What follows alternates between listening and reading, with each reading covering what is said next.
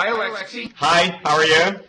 I'm doing pretty well. Let me introduce us. I'm Robert Wright of Blogging Heads TV, and you are Alexey Sidorenko, I think. I think I'm pronouncing it right. I'm pretty sure that's your actual name. And you are Russian. You're actually in Warsaw, Poland right now, but you, I gather, are from Moscow, or at least that's where you've been. That's where you did your graduate work, and you're a blogger. You're affiliated with Global Voices Online, and you're a managing editor of something called RUNet Echo, which I gather analyzes how the internet is working out in Russia and related issues of freedom of speech and so on. Is that right? Yes, that's true. Okay, and you've authored a couple of Freedom House reports on kind of these related issues. So thanks very much for being with us. I wanted to get into, the whole issue of the plight of journalists in Russia, freedom of speech in Russia, how that affects politics, and also a little later how America is viewed from Russia. Let me start out by asking you, do you feel constrained in what you can say about Russia? I mean, given the fact that although you're in Warsaw now, of course, you plan to go back to Russia periodically. Do you feel that there are limits on how you can describe the situation in Russia? In other words, that you might get in trouble for speaking too freely. I mean, there is no. I can speak too freely if I'm very general. I mean, when I speak about the flaws of the economic policies, of the lack of freedom of speech, or like lack of free and fair elections, there is nothing, pretty much bad that can happen to me too. I hope so. But and I'm, there are a lot of people who say that and who are actually reside in Russia. So on this level, on this general level, it's pretty much free, and especially online. But for example, when it comes, and so far online, but for example, when it comes to some specific things, when it comes to economic crimes that like some officials might be involved to, and when it comes to officials and public figures that people consider that they are involved in certain crimes, then this level of freedom ends. So. Okay. And what happens? I mean, journalists get, of course, in extreme cases, we've heard of journalists being killed. In fact, I think Russia may lead the country in kind of journalists murdered per capita or something. And that's sometimes when they are in the process of investigating corruption, either in the private sector or government or both, right? Well, I would disagree about per capita index because it's just but compared to other countries, there are a little bit more journalists being killed, but it's also a representation of a really higher level of murders, because if you compare, for example, the murder rate in Russia and in, let's say, like Europe, it's like 10 times higher, and it gets a little bit better when you compare to America, where it's like only 2 times higher. But still, the point is that the price of a human life is really cheap.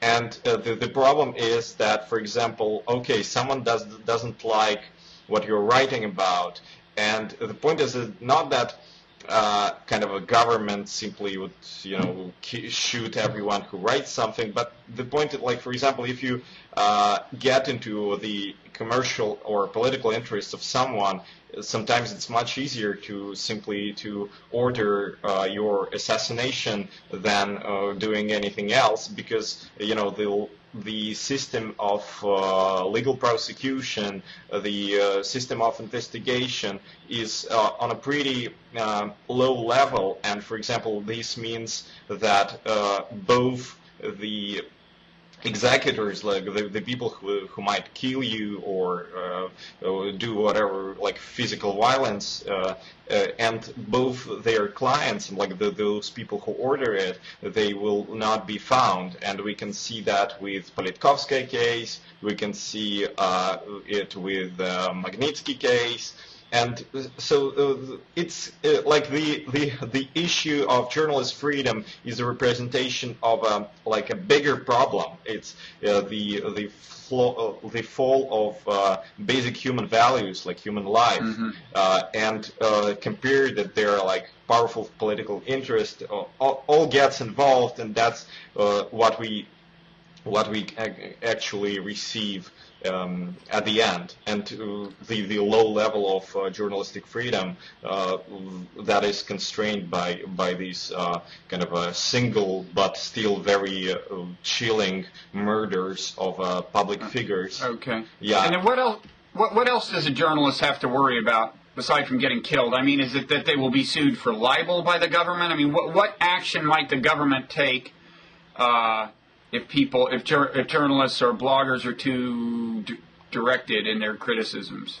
Well, I mean, libel case is relatively. I mean, like it's a hard hit, but it will. I mean, like for especially for newspapers, it might be a really big hit. For example, like that can put some newspapers on the edge of bankruptcy, but still, I mean, when it comes to personal figures, the last thing is, for example, popular anti-corruption blogger. He was actually he was in a court, and he lost the court case, and he's now obliged to pay 100,000 rubles, which is around just a second. It's about $3,000. I mean, for a person, you know, it's a lot. It's like, let's say, 2 or 3 monthly salaries for average Russian. But I mean, like, it's still payable. It will not destroy your economic life. And the point is that for libel cases, it's hard actually to get into some bigger figures, but it's still kind of a. And the point is that Navalny didn't even like make this video. He just posted a link. So I mean, like this is a completely laughable case. You know, like when a person posts a link to some video he didn't create, and the court recognizes it's the libel issue. So yeah. So it sounds like if a journalist isn't investigating some specific corruption case that threatens powerful people, which could get them killed. Or injured. I mean, like, there are like few cases, like Chechnya is like people simply want to leave this issue around because, you know, people just know that the more you dig into Chechnya cases, look, whatever it be, like the probability that you can get killed is really high. Another thing is the Khimki. Wait, well, what kind of Chechnya? What kind of reporting on Chechnya would you be doing that could get you killed? What could you be saying? Well, for example, I would if I would be like brave enough, you know, like to get into this stuff, I would probably try to get there and try to find out how the federal money are being spent. This is, you know, like a big issue, and so that would be kind of a corruption issue in a way. Yeah, or for example, I try to kind of try to investigate old cases, old war crimes. Also, you know, like very risky topic. I mean, like a lot of people on a very high level involved, and like you don't want to go in there unless you feel you can be really well defended. I mean, like physically, you know, and sometimes it doesn't even help. I mean, like we know that people like some high level officials, even they have 18 bodyguards, they were still somehow killed. But like it's a different story, of course. It's like decision makers. But it just shows the capability of those forces standing behind all these kind of questions. Okay, so it sounds like what if we move to the realm of regular criticism of politicians? Suppose you just wanted to criticize Vladimir Putin and say he should not become president again because of X, Y, and Z. Is that fair game? You can. I mean, online, obviously, yes, but not on TV, because TV will simply not put anything like this in the program. It will, it will be dismissed from the start. Like people will say, or any major newspaper that that value their reputation, they were like, hey, like I'm crazy, like we can't publish. Like there are only just few newspapers who already know that they are on a hook, and and everyone, like the West knows about it, so they feel relatively free. But those newspapers that actually consider themselves as business, and they value kind of business contracts, clients, and just absence of some checks by security services and so on, they simply will not get into trouble. And it's not a direct censorship by the government, but it's a kind of a system of measures that create very efficient self-censorship. So they know. So the truly mass media, like big newspapers, big TV, they know if they want to stay in business, basically without causing too much trouble for themselves, they have to lay off the criticism of the government. At least at some point. And because, the point is that the government is not a monolithic structure. It's the number of, different interest groups, different kind of clans that are always fighting each other. So so, for example, in theory, some critical article about some person can appear, but it means it's not that it's a journalist's duty to do that, but it simply means that another clan uses this newspaper to fight against the other, and so the newspaper or mass media becomes instrumental. But of course, nothing happens like this in the television. Television, the whole idea of the Russian television now is, don't stir up the situation, make things as neutral as possible, no political things, whatever is only good. And unless, or another case is there is some politician that's becoming more and more popular, and they need to neutralize him, and they issue some investigative story that will simply, at least try to discredit this person, like the way, like it was with Pravaya Dela, the liberal party, also Kremlin controlled, but at some point it came out of control, and to fix things they had to very fast issue a TV program that sounded like a journalist investigation, but in fact it was real classic propaganda. Okay, so this helps explain something, which is just the whole Putin-Medvedev thing, right? They seem to have this arrangement where they just take turns. It was fairly recently announced that Vladimir Putin, who had been prime minister after being president, going way back, I guess the limit of his term as president was reached, and he decided to become prime minister and have Medvedev be president, and now they're going to switch back, and Putin, the plan is he's going to become president again, and Medvedev is going to become prime minister. And so viewed from America, it just seems like, how do they keep this act going? Because they do actually have real elections, right? Putin does, the elections are, I gather, themselves, the votes are counted accurately. Putin will really win this election Is that right? And so it's a question of just controlling actual public opinion to make sure you get actually reelected. I mean, right now, all the current polls say that yes, if the elections would take place now, Putin would definitely be re-elected. And I can say that yes, elections take place. They're not free, neither free nor fair.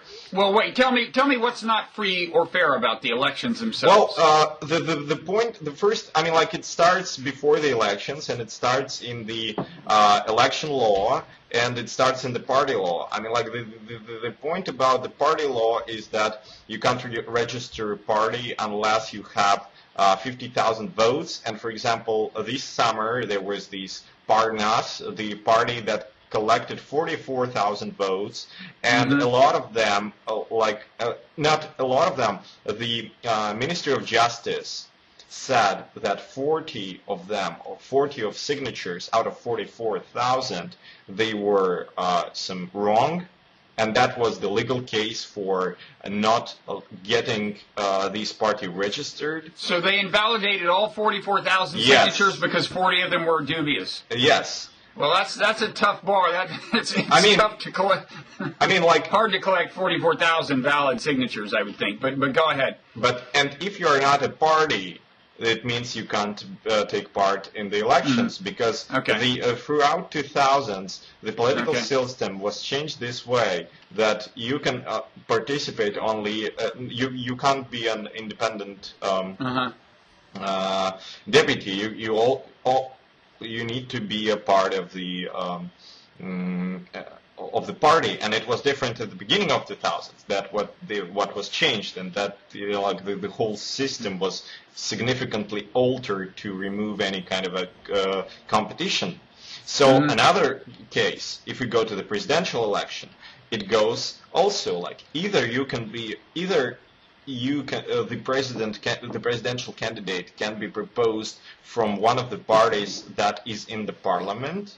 So another level, or you need to collect 100,000 signatures. And the Ministry of Justice doesn't provide any methodics to validate the process is not transparent and absolutely arbitrary.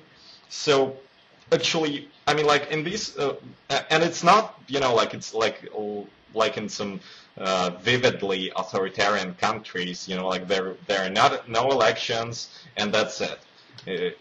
But there are elections, and unless you get into the details, you will actually see no problem with it. You have parties, everything is okay. You have elections, and they are kind of costly. So, but between the actual details of the way the elections are run, some of which you've just described, and the fact that the government exerts considerable control on the old-fashioned mass media press, it sounds to me like the system is, in a certain sense, pretty thoroughly corrupt, and that this is nothing like an actual democracy. And one thing I'm wondering is, would you feel that if you agreed with what I just said, you could put it that straightforwardly and not worry about when you go back to Russia and it getting sued for libel or anything like that? I mean, it's not personal, and like a lot of people, a lot of experts say that. They say that in Russia. People are saying that online. You just won't hear it on regular TV or read it probably in the newspapers. Yeah, but the point even is not that the people do not know. A lot of people actually know that, but the point is that they don't care. I mean, the point is that really Russia has kind of a very sad history of not being a democratic country, and it didn't have any for a lot of time it didn't have aspirations to be a democratic country. Even elites, always usually the elites were pushers of democratic ideas. Elites are pretty much convinced, at least some, that democracy might not be the best solution. So we in Russia, we meet a kind of also cultural thing about, a skepticism towards democracy. And of course the governments, like this government, that is happy to use and to enforce and to this kind of skepticism. Like a lot of articles being published about, this situation reminds me China, where also like the propaganda channels show like how the things look bad in the West, like that democracy do not work, that they constantly face crisis and so on and so on. So it's kind of a prolonging this idea that like whatever, like elections will not like make life better, which is to my mind is false. Yeah, but like still this is like if you look at the polls, like there is a lot of skepticism. At the same time, the rhetorics about democracy is keeps this illusion that we're not worse than others. And like it keeps the illusion that like if something wrong happens, people always can vote for someone else. But in fact, in this current situation, they simply can't. Yeah, and these kind of system works as long as there are enough money, there is enough oil, and so far it was some kind of bad and imposed consensus, So it sounds like, is it also the case that by and large people are reasonably happy with the way things are working out in Russia? I mean, is that also the case? As you said, as long as there's oil, the economy doesn't get too bad and so on. I mean, are Russians basically reasonably happy with the status quo? Well, I mean, the majority, unfortunately, like to my mind, is happy because. Well, wait a second. It seems kind of odd to say it's unfortunate that the majority are happy. Isn't it a good thing in and of itself that the government is meeting the needs of most people? Well, I mean. The point is, like obviously, like taken for the way you put it, is probably wrong for me to say that, but like I just feel that something fundamentally wrong, and it's a short-term happiness. I mean, like because like if there are no mechanisms of, for example, recreating the elites, like it dies out. And like these, like the current processes are actually reminding like 70s in the Soviet Union, and there are a lot of comparisons of Vladimir Putin to Brezhnev. And actually we know how like in this kind of a non-competition system, how the things look like after a significant period of time, like it was like the collapse of the Soviet Union. I mean, like it's enough to just to watch the pictures of the late 80s. And to kind of just listen to the stories of how the country looked like after the political, like there was, like by default in the Soviet Union, there was not much. Okay, so as far as the technology goes,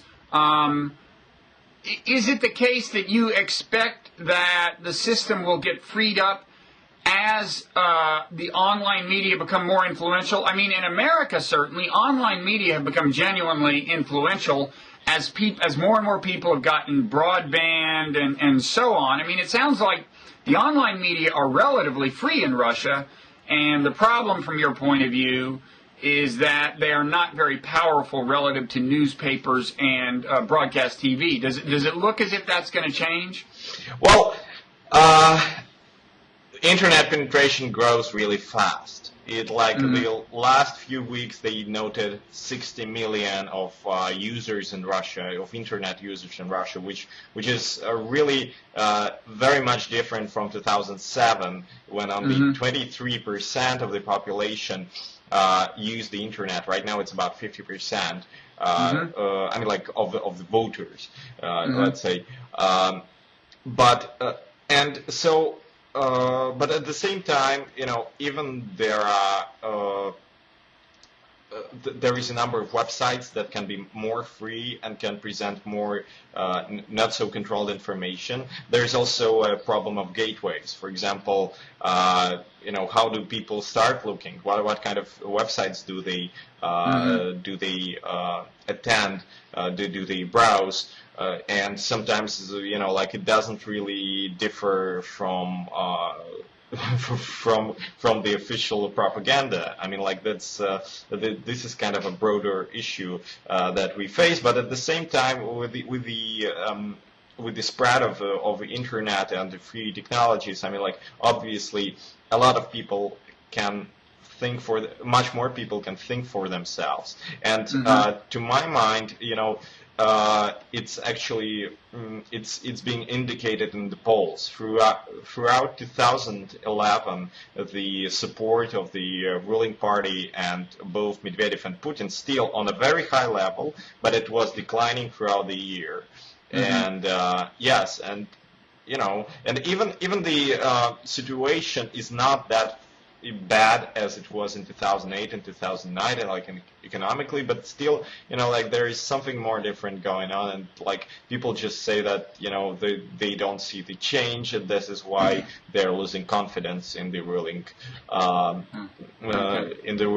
party and the current regime. So okay. So let's talk a little about how America is viewed in Russia, and also kind of whether it matters in the sense of influencing Russian policy toward America. In other words, some people might listen to what we just said about how the government fairly successfully controls public opinion, or at least influences it, and say, well, then the government could in principle have any foreign policy it wants, because after all, it can shape public opinion and create support for the foreign policy. But is it actually the fact that the government is sufficiently worried about losing support that it really does matter what Russians think of America or of specific American policies, whether in missile defense, policies toward Iran, Iraq, policy, whatever? Does it? Do you get the sense that the government's foreign policy is somewhat constrained by public opinion? Well, I mean, I would start it's not constrained very much, but obviously, the government enjoys the thing that they can actually always show at the great enemy, and and to create this kind of a image of a really bad guy, and this bad. Is America still that guy? All these many years after the Cold War ended, are we still the most convenient enemy from the point of the government? Yeah, I mean, I'm looking right now at the recent polls about the United States, and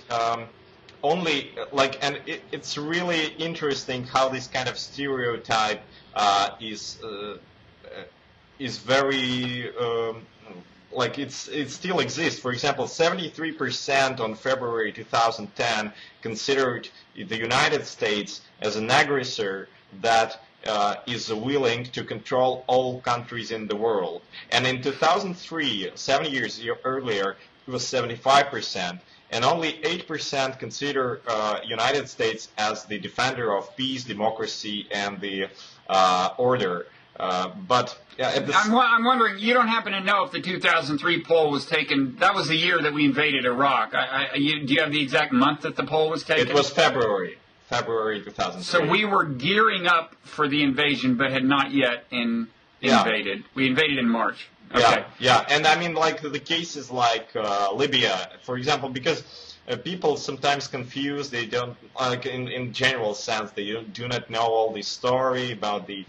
Some people consider that it was just all the rebellion. It was kind of well, they consider it a big conspiracy, that it was just a pretext to invade Libya, and that because it's an oil-rich country, and so on and so on. So is it a problem for the government that the government actually supported the Libyan intervention in the United Nations? Yes, yes. That has become a problem because of what ensued, in other words? I mean, if the intervention had just stopped at protecting the citizens of Benghazi, say, it might not have been such a public relations problem, but you're saying, I mean, is that right? But in any event, Libya has become a problem for the government in terms of Russian public yes, opinion? I mean, like in PR, in terms of PR, people were like, I mean, I'm speaking, and I'm not speaking just polls. I mean, like, polls say that, yeah, like there is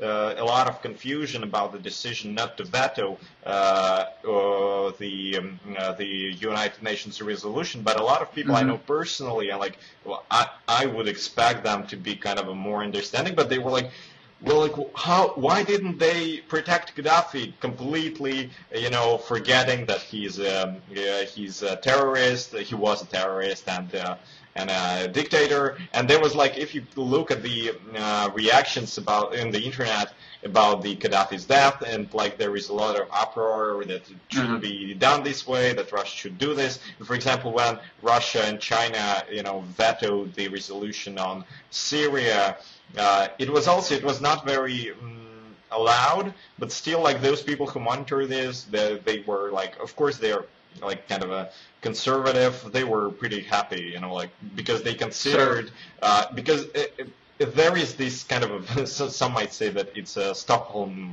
effect, that it is the one line of countries, you know, like first it's Iraq, then Libya, then Syria, then Iran, and then Russia.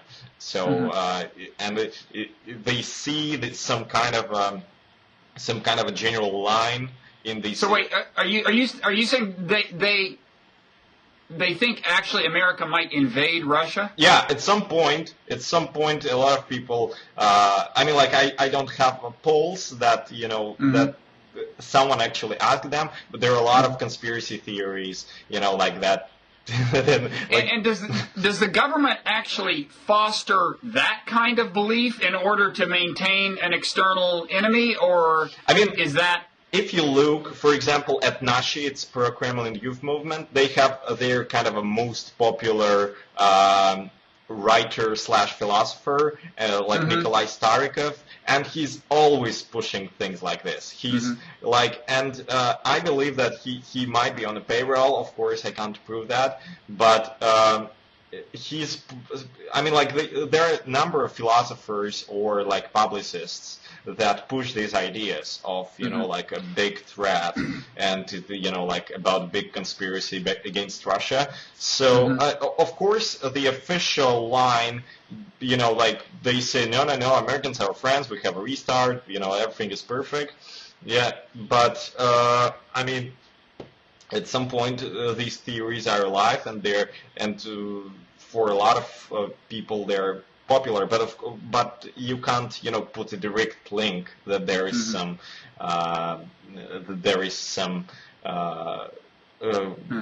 connection between the government and these publicists. And it sounds like this does sometimes create problems for the government. In other words, sometimes it's convenient for the government to have an external enemy, and America is, I guess, the natural choice from their point of view.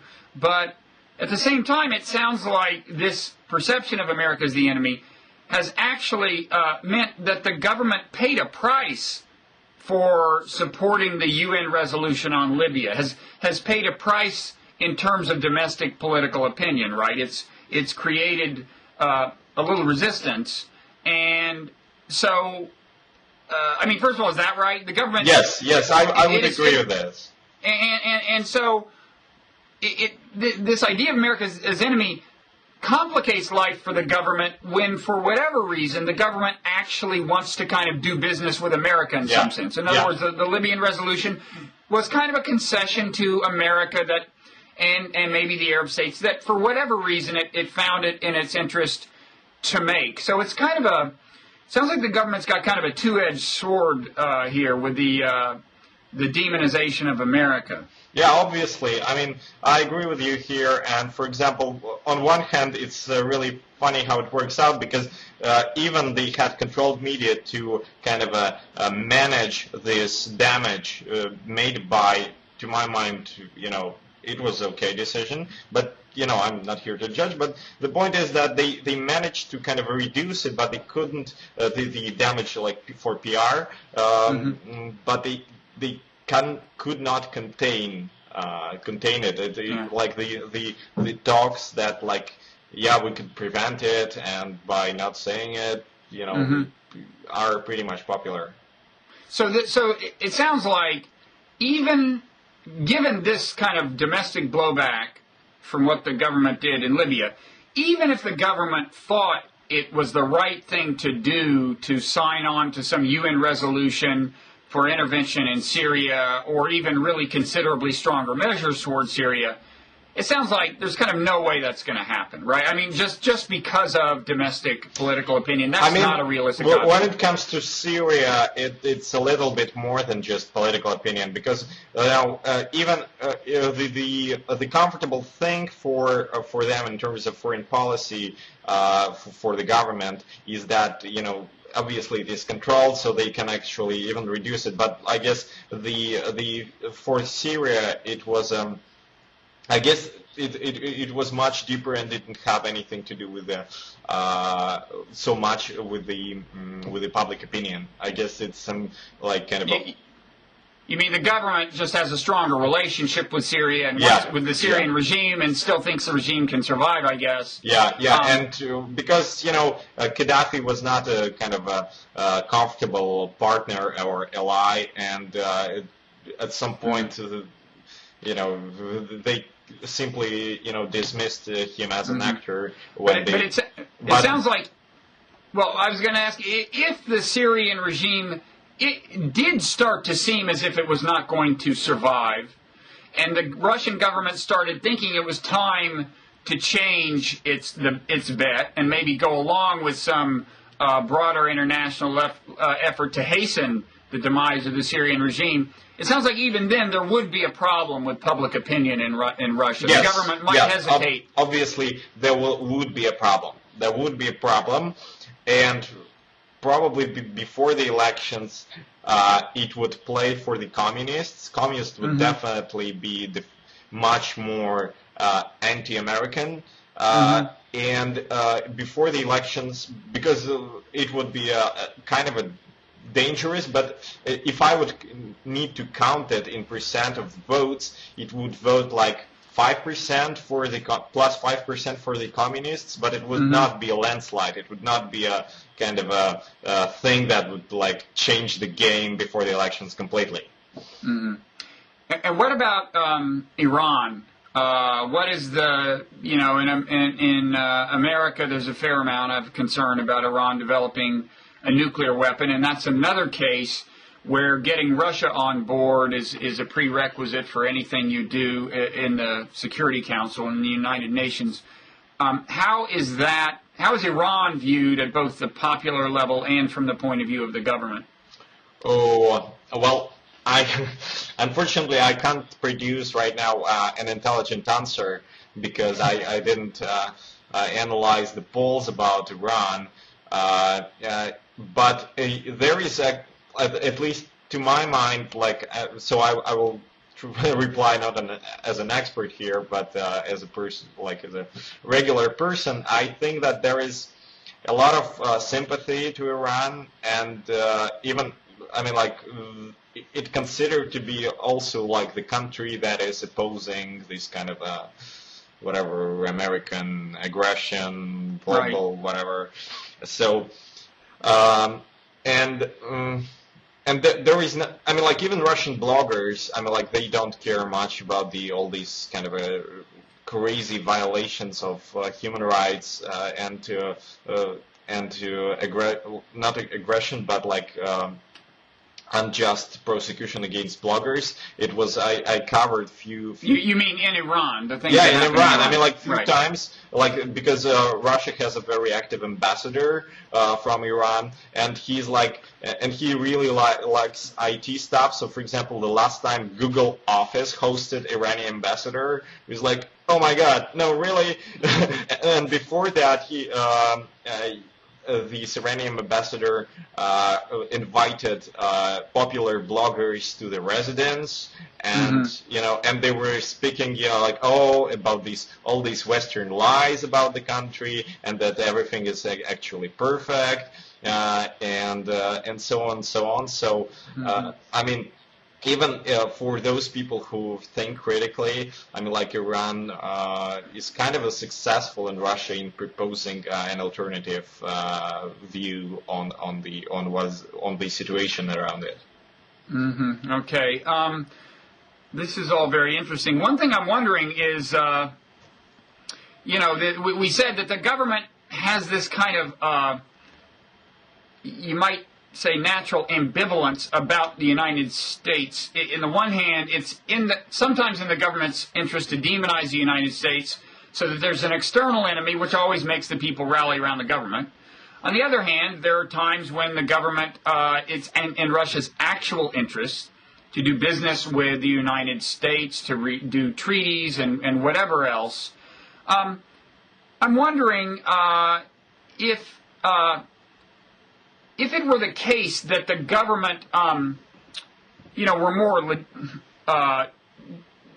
democratically legitimate. In other words, if its staying in power did not depend on, suppose the government were more responsive in a sheerly democratic sense to public opinion. It didn't control the TVs and the newspapers. It didn't have these laws it could use to outlaw minority parties and so on. Suppose Russia were a much truer democracy. How do you think that would affect how it handled America? I mean, there still might be a temptation. It's almost always good for a government to have an external enemy, in the sense that it usually fosters domestic support for the government. But do you think if Russia were more democratic, the government would be less inclined to demonize America? It depends. I mean, like, if there would be a democracy, so I mean, like, the debate about America would be much more active. Right now, there is absolutely no debate about it. There is kind of one layer of these conspiracy theories.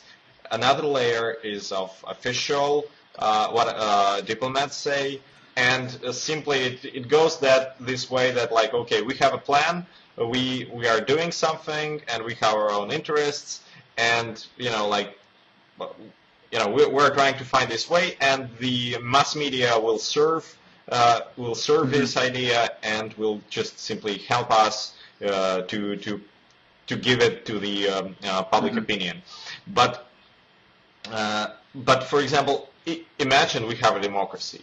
So obviously, if we have democracy now, so probably the communists, which were anti-American by default, would say, well, yeah, like, they destroyed Soviet Union, blah, blah, blah, and all this kind of propaganda stuff. And probably that might radicalize at some point a lot of really anti-American views.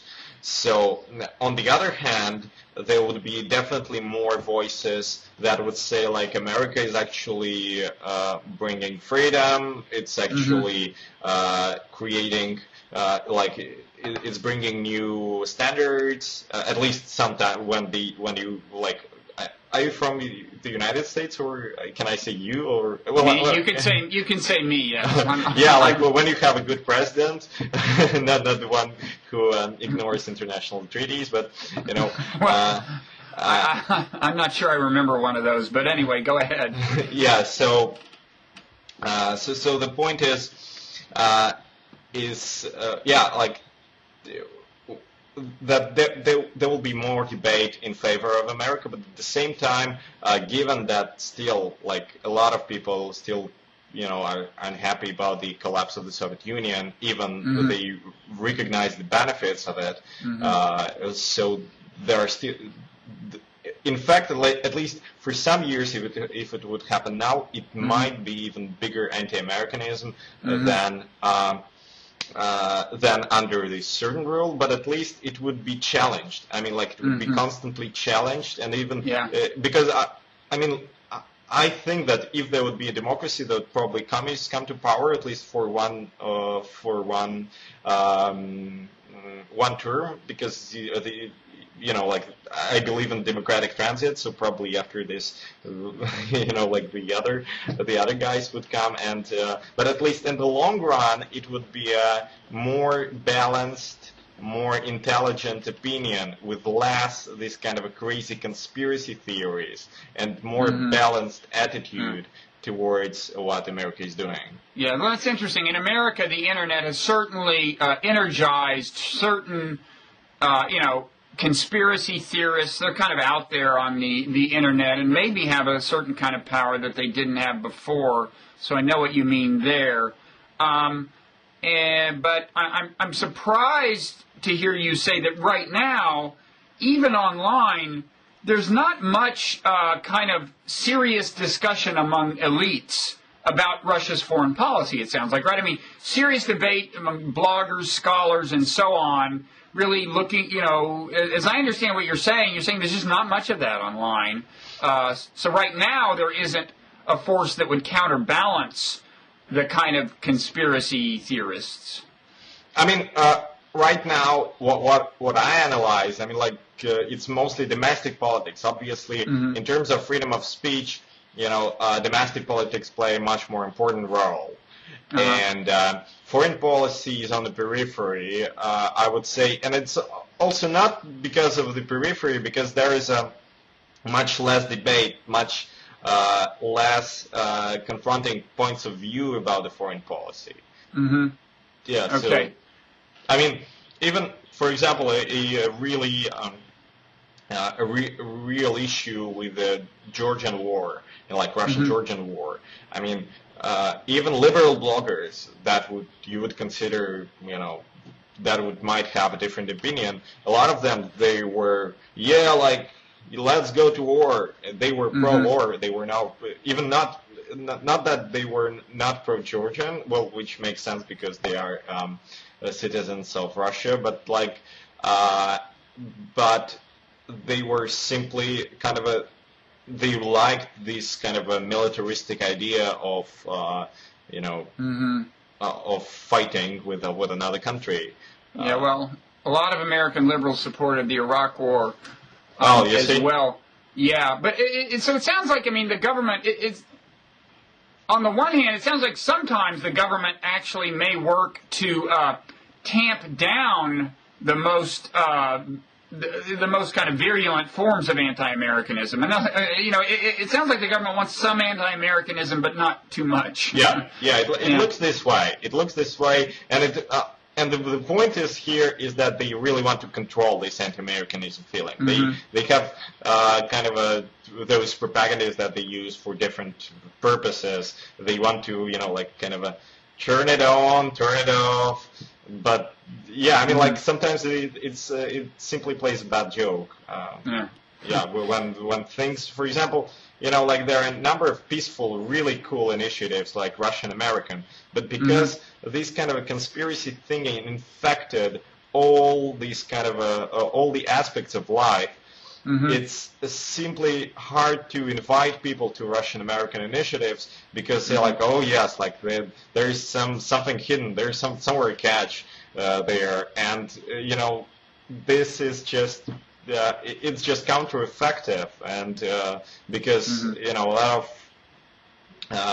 lot of innovations could come from this cooperation, a lot of good things would come, but still, and the government obviously realizes that. But at the same time, because it's already had these conspiracy theories all over the place and this kind of a subconscious level, so it's really hard to change this.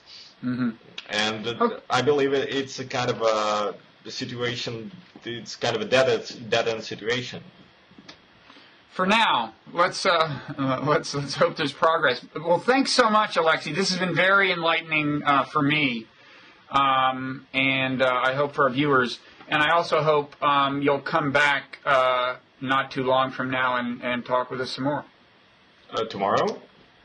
No, I said talk with us some more before too long. Oh, yeah, sure. Sorry, didn't mean to scare you. I'm sure. No, I'm okay. I'm sure you have your schedule set for tomorrow, but I would definitely like to have you back on again. Sure, no problem. It was a pleasure to speak to Blogging Heads TV and to a great audience. Okay, well, thanks very much. Yeah, thanks to you. Bye-bye. Okay, bye-bye.